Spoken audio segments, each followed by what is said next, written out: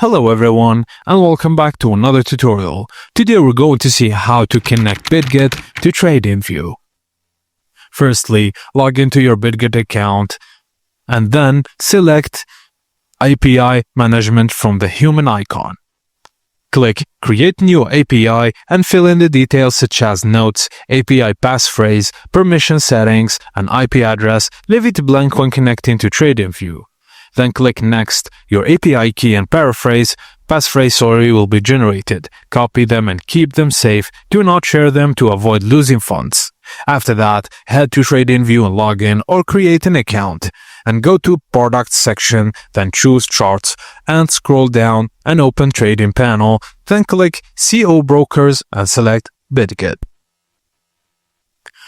Now a pop-up will appear asking you for Bitget API key and passphrase. Enter them, then click Connect.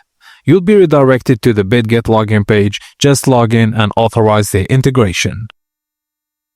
Finally, your Bitget account is linked. You can now trade directly on TradingView while your position stays synced with your Bitget account. To manage trades, simply click the Bitget tab below TradingView's interface. Thank you guys for watching, and please don't forget to like and subscribe for more.